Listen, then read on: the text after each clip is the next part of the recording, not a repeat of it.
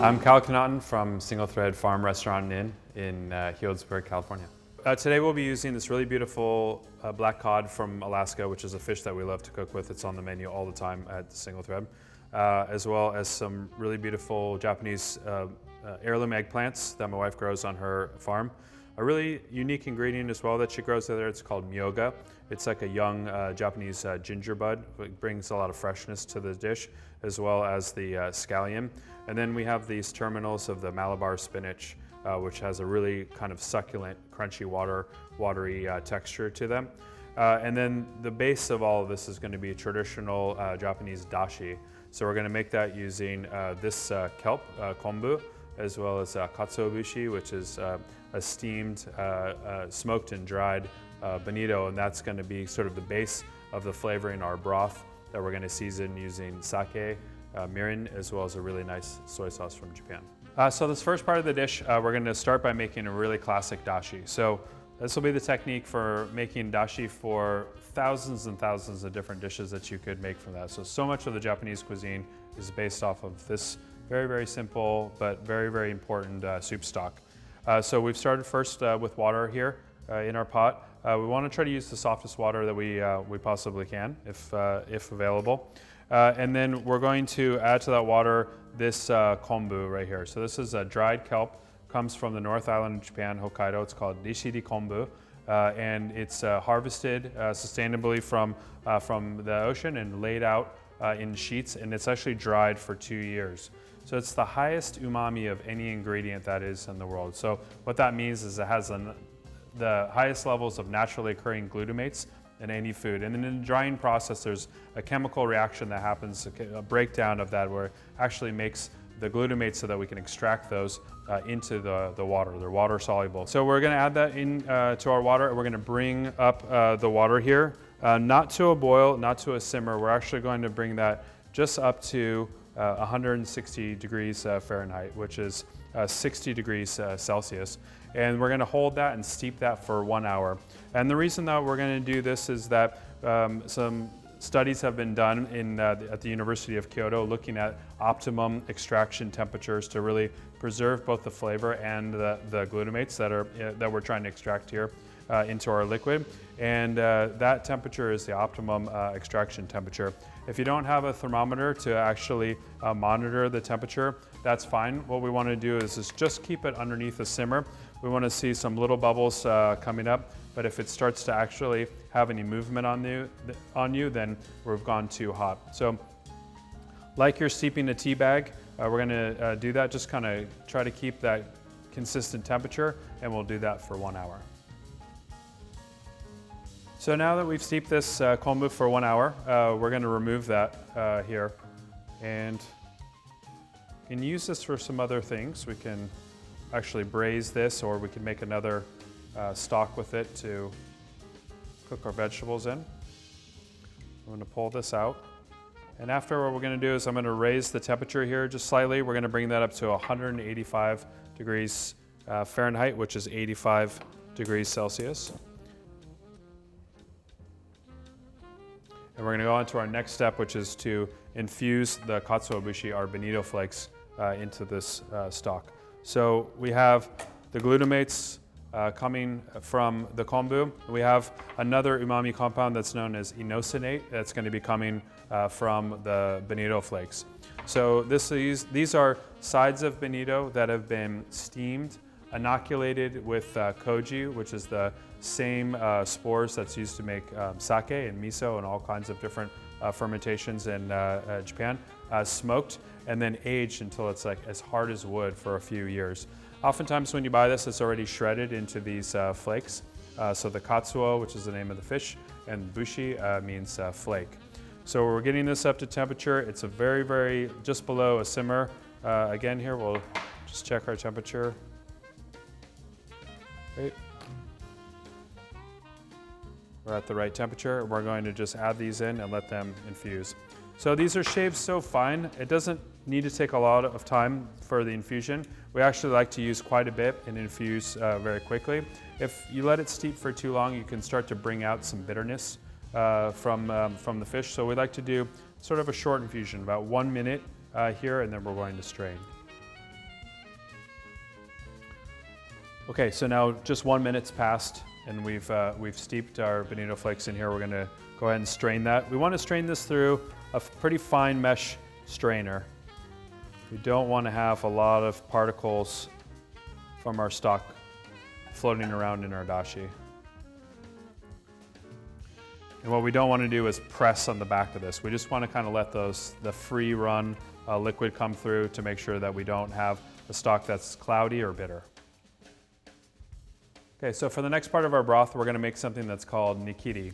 So nikiri can be just sake or just mirin, or the combination of the two. And in this case, we're going to combine sake and mirin together, and we're going to burn off all of the alcohol.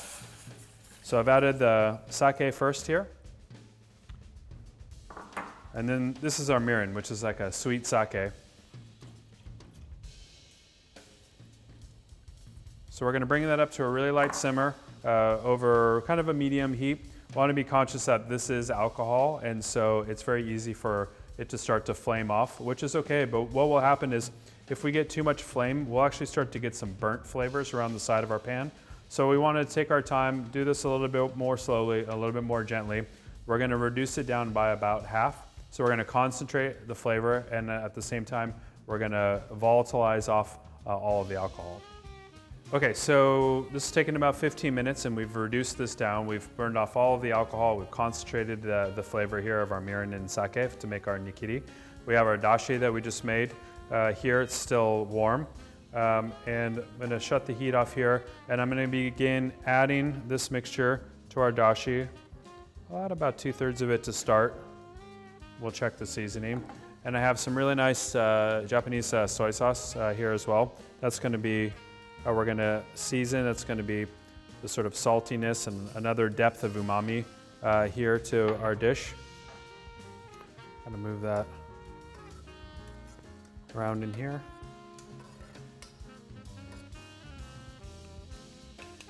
Check this broth.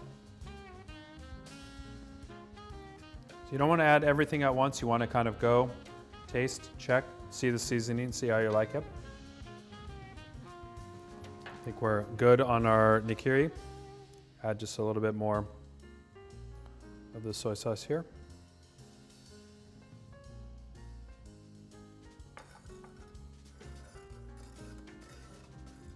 So we have this nice, clean and clear broth here that we've made, and that's going to turn into two things. That's going to be the sort of sauce broth for the dish, but it's also going to be the soak for our eggplant. So we're going to divide this in half for the next steps. All right, for the next step for our dish, we're going to start preparing our eggplant. So these are some really small, beautiful Japanese eggplants that my wife grows on our farm, but you can use any other kind of eggplant for this, preferably one that has this nice taper to it, even if it's long. We're going to cut it into halves, but you can cut those into pieces roughly around the same size, about the length of my index finger here. Better to use that kind of shape rather than the larger Italian eggplants that don't have as much skin. As you'll see for this next step, it's kind of the skin that's going to hold it all together. So I'm going to just take off the top here, and we're going to take off the bottom. I'm going to peel this part of the eggplant off. I have my oil heating here to 375 degrees Fahrenheit, which is 190 degrees Celsius, and getting that ready to quickly fry these for the first stage. So I'm cutting these in half.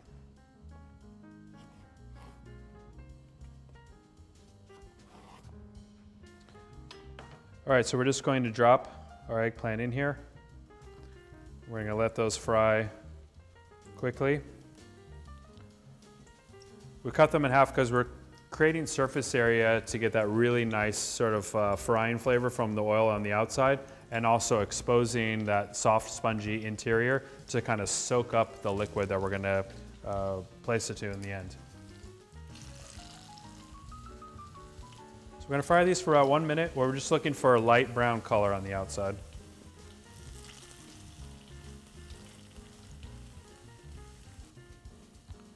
All right, these are ready. We can see we have a nice light brown on the interior. That's what we're looking for. And we're going to transfer this directly into the broth that we've made. So that broth that we made earlier, we've divided that in half. We're going to add the eggplant to half of the broth, and the other half, that'll be our final sauce. So in the frying process, that should have cooked our eggplant all the way through without making it mushy. This I just have warm for making it. We're gonna let that kind of hang out while we put the rest of the dish together. Okay, so for the next step for our dish, we're going to marinate our beautiful Alaskan black cod. So we have our portions here. We've taken the skin off. We're gonna add that as our marinade, our Shio Koji. So this is liquid Shio Koji. You can buy it in a bottle. And it's steamed rice that's been inoculated with koji, fermented. Then add salt to that. That's what Shio means. Shio means salt. And then squeeze all of the liquid, basically wringing all of the liquid out of that. So that's gonna season the fish. It's gonna act as a brine. And it's also gonna help us develop really beautiful color on the outside of the black cod when we go to smoke that. So we're gonna let that sit submerged in the liquid for 30 minutes. All right, so we have pulled our black cod out of our marinade after 30 minutes. You can see the really like shiny exterior on it. That's going to really allow the smoke to stick to the fish and have this really beautiful brown color. And then the kind of brine aspect of the Shio Koji is gonna salt the fish all the way through. So it's gonna be nice and seasoned all the way through. So we have our smoker ready. This is called Ibushigen. This is a Japanese clay pot smoker. And there's all different kinds of donabe, Japanese clay pots for all different uses. We have from rice and grain cooking to simmering hot pots, steamers and roasting. But this one has a very, very heavy clay bottom to it, and it's used primarily for smoking. So our smoke chips today is going to be these really small chips of cherry blossom wood, and they'll burn very, very quickly because this is going to be a quick smoke. It's not going to be like a long barbecue type smoke. This is going to be a very short and intense smoke. And we're going to add that to the bottom of our smoker here. And then we're going to place the rack with the fish on top. On here, what we're going to do is we're just going to wait just till we see that those chips are starting to get a little bit of smoke to them. So we're looking for a nice light, kind of like a little bit of a white smoke coming from the chips. And once we start to get that,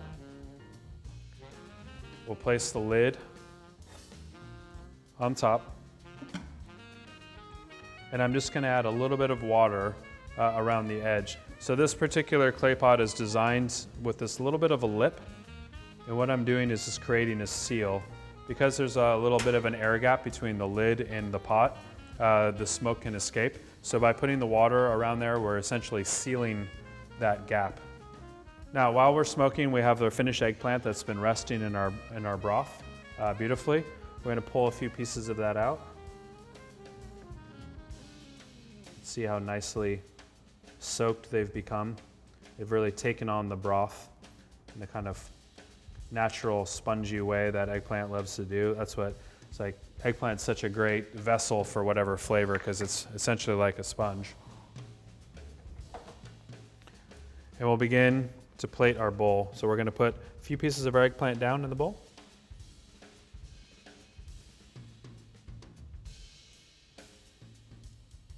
We'll sort of build that up a little bit to sit on one side of the bowl with our fish sitting on the other side. And then we'll just wait a moment here for our fish to be ready. Yeah, so the smoking time will vary by how large of the piece of fish or whatever you're smoking is. You know, here, because we're dealing with a white fish and it's fairly thin, the fillets, it should only take us about 3 or 4 minutes for the smoking. So what we're looking for is a nice balance of a nice rich smoke without powering too hard and making actually those wood chips begin to taste acrid. So we're looking at this really nice kind of medium in between the two of those. We want to keep our heat on medium. We're not trying to go too fast, and this should only take a few minutes anyway. So this little bubble that we're seeing in the water is kind of an indication that we're getting some really nice smoke. And we can check on our fish to see how the doneness is kind of progressing along.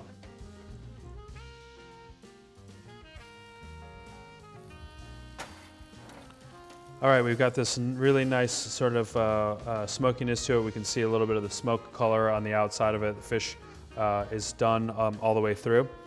So we have our eggplant in the bowl here. We're going to transfer one of the pieces of our fish to our dish. I'm going to drop that in right next to the eggplant. And then to the finish of the dish, we have a little bit of this myoga, this young ginger bud that's been finely julienned. Kind of lay that across the fish and the eggplant. Also, we have some really finely julienned green onion. We're going to put that on top. And then we kind of have these little fun buds of the Malabar spinach. Will give us a nice kind of watery crunch to the dish.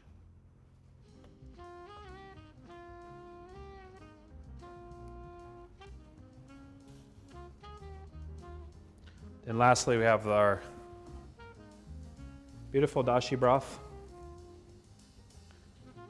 What we're going to do is we're going to kind of sneak that down the side.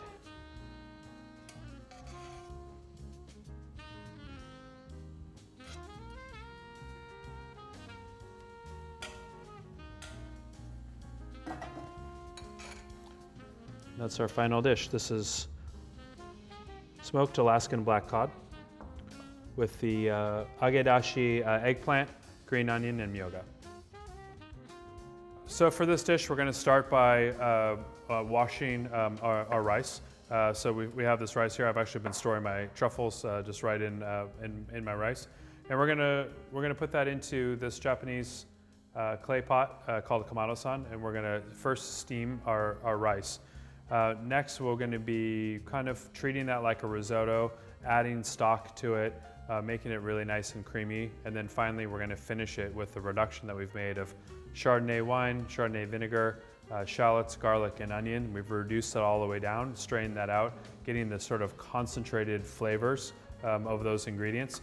We'll finish our sort of risotto rice porridge with that and some butter, some of the conserved truffle, and then we're going to shave some of that really beautiful truffle over the top with a little bit of radish for some texture. Okay, so first up we're going to start preparing our rice. So we have 2 cups here of Japanese koshikari rice. So this one comes from Niigata, Japan. This is a Japanese short grain. Some people call it sushi rice. You can use one from Japan or one from California. And when we receive it, what we need to do is we need to first wash the rice. So at first, I'm going to take the dry rice. I'm going to put that into our clay pot, our rice cooker here. This is a Commento-san. It's a Japanese clay pot for cooking rice.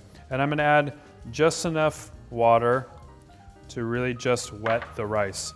And our first step of washing the rice, what we want to do is we want to spend 1 minute with just enough water to make the rice wet. And we're going to use our fingers to stir that around. What we're going to do is we're going to free any of the fine grain of the rice from the polishing process that's stuck to the outside of that. So once we have about a minute done, what we're going to do next is we're going to rinse this in 6 changes of cold water. Okay, so I've washed my rice 6 times. I've rinsed it out 6 times. Why 6 times? Why is that important? I asked that question to my first sushi chef when I was a young apprentice in Japan, and his answer was, my master taught me 6 times, his master taught him 6 times, and now I'm telling you 6 times. So I don't have a great answer as to why 6 times, but I learned on that day maybe to think about the questions that I ask. So I washed it 6 times. What's really important here is that the water runs clear. We don't have want to have any of that cloudy sort of like milky starch on the rice. And then we're going to add 2 cups of water to that. So when I say 2 cups, what I'm actually talking about is a rice cup. This you may have seen maybe in a sushi restaurant or a sake bar. This is a wooden cup. It's called masu. And nowadays, a lot of people like to drink sake out of it, but traditionally, this was actually a unit of measure for rice. So 1 masu was 1 person's basically portion of rice for each meal, and that was the way for the government to calculate how much rice that they had in their stores relative to the amount of people that they had. So what was a unit of measure has stayed a unit of measure in this way for us in making rice. So all the time in Japan in making rice, it's always based off of this measurement, the masu. So it's 180 milliliters. But when you're doing the rice, what's really important is it's just equal parts. So whatever volume of rice that you start with, that's the volume of water that you want to add. In this case, I have 2 of these rice cups of rice, and I'll add 2 of these masus of water. So I want to make sure that all the rice is underneath the water. We don't have any dry rice sticking to the side. I'm going to put my lid on my kamado-san in the top. I'm going to turn this on the heat to medium, and we're going to cook that for 15 minutes on the heat and 20 minutes off. So with these truffles, what we want to do first is we want to peel this really hard exterior, and we're just going to go through with a small knife. We just want to take just the very edge of that off, and we're going to smooth this, this truffle out on this exterior. And we don't have to waste this. Actually, what we can do is we can pack this in oil and make something like this, like a truffle conserve, so we call it. So we'll take all of these peelings, we'll add a little bit of salt to soften them up, and then we'll just pack those in some really nice olive oil and let those sit and marinate and get this really, really beautiful conserved truffle. And we can use that oil, and we can use those pieces in some of our dishes. So here for the shaving, I'm just peeling off the hard exterior here, getting into the really, really beautiful interior of the truffle, and we'll shave that over the top of our rice porridge. When we get to the truffle to this stage, if we want to hold it for anything more than a few minutes, what we want to do is we want to wrap that up in a damp paper towel and keep that refrigerated. And you don't want to do this too far in advance, just up to a few hours. After that, the truffle can start to get a little bit soft and damaged. All right, so our rice is finished cooking. We've had 15 minutes of cooking, 20 minutes with the heat off, very slowly kind of cooking the rice in the clay pot. This is really the best way to cook rice, and this is what the modern day rice cooker is, electric rice cooker is trying to sort of emulate, is this more traditional way of cooking rice. So now that we're here, what we're gonna do is we're gonna kind of go from this Japanese cooking technique more towards what a traditional risotto technique would be like. So I'm gonna take a few spoonfuls of our fresh rice, put that into our pot, move this onto the heat, and we also have our stock that we're going to use as well. So did this dish vegetarian today. You could use chicken stock, could use dashi if you wanted. I've made a vegetable stock here today. So it's just water, also onions, carrots, leek, garlic, and some black peppercorn. And then infused that for an hour, very, very simply strained all of that out, and we have the nice sort of like vegetable flavor of the stock there. So we're gonna put that in warm as we go, just like you would make a risotto. And little by little, we're gonna add bits of this to our porridge until we get the consistency that we want.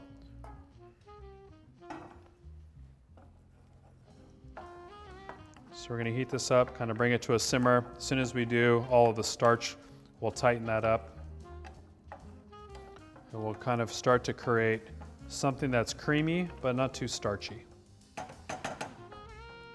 So in risotto making, you're using arborio rice typically, and with the risotto technique, generally you start from the beginning with the raw rice. And you start first with your aromatics called sofrito, your onions, your shallots, maybe some garlic, a little bit of oil, and you're cooking that out, and then you're adding the rice and toasting that. You know, here we've cooked with the Japanese style rice, the short grain rice. We've actually perfectly cooked the rice all the way through here, and now we're just pulling that together, kind of making it the risotto creaminess using the stock and some of that flavor. And then instead of adding the aromatics like we generally would do at the beginning of a risotto, what I've done here instead is I've made a concentrate of all of those flavors. So this bottle here, I've taken 1 bottle of Chardonnay. I've combined that with 1 onion that's diced, 1 clove of garlic that's been minced, and reduced that all the way down here. And then I've added just a little bit of Chardonnay vinegar to get a little bit of acid on there. So that's gonna give me all of those flavors that we would get traditionally at the beginning part of the risotto in the end. So we've concentrated the essence of those flavors, kind of made that into this concentrate, and we'll finish the risotto at the very, very end with that flavor. So as this is starting to tighten up, I'm gonna add just a bit more of my stock. I don't need to worry, obviously, about cooking the actual rice here. I'm just worried about getting the flavor and the texture of the creaminess that I'm after. So When you're making risotto, maybe that normally takes 20, 25 minutes. Here, just 2 or 3 minutes because, again, we don't need to actually cook the rice. We're just creating this porridge. So it is possible here at this stage to overcook. So you want to be careful of that this doesn't go too long.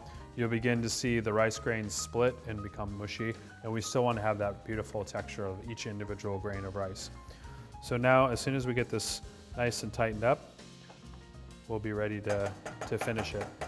And always when making any kind of rice like this, rice porridge or a risotto, you always want to make it a little bit more thin in the pot that it's going to be, because as it begins to cool, the starch will cool and it will thicken it, sort of begin to, the starch will gelatinize in there. So it's always going to be thinner in your pot when it's hot than it will be when it's served at the table as it starts to cool down. So you almost have to anticipate not what it is, but what it will become a few minutes from now. So if you make it the perfect texture and creaminess that you want in here, when you serve it a few minutes later for your guests, it's going to be a little bit too thick, a little bit too gluey. So we're just looking for that to be a little bit more on the loose side here to tighten up.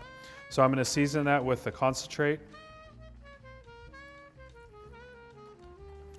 And I'm going to add a small amount of tamari as well as my kind of salt.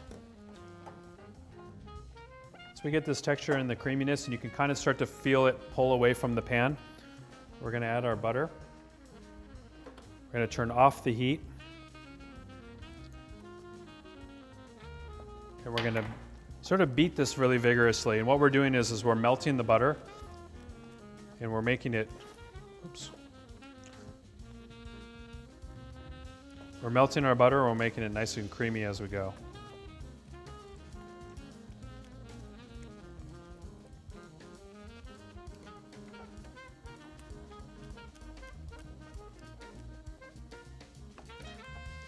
So I'm not any Parmesan cheese or anything like that, any mascarpone, but you could add some Parmesan here if you wanted to. It'd be really nice. Parmesan is a great cheese to use in all types of cooking because it's very umami, has really high levels of glutamate, so it actually goes well with the flavorings that are in here. There's slightly more Japanese flavor as well.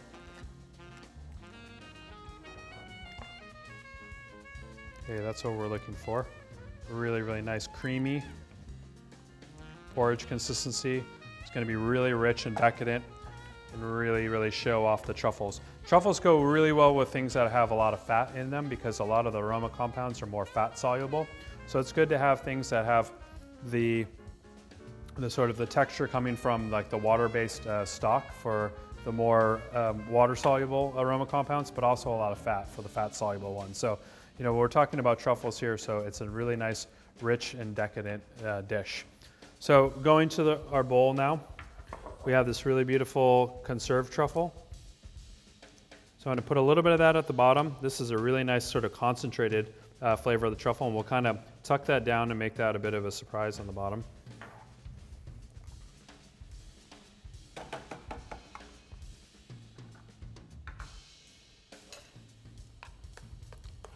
Just spoon my porridge over.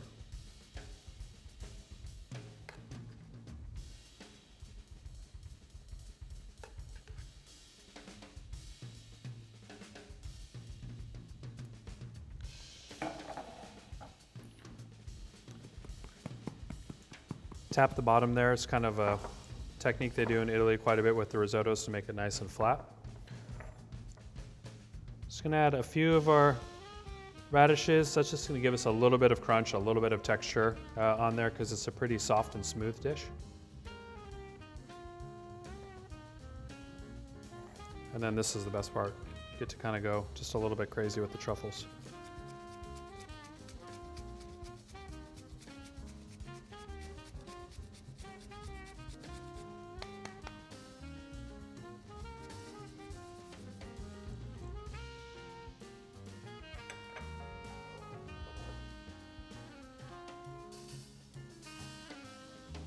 A little bit rustic, but it's all about the flavor.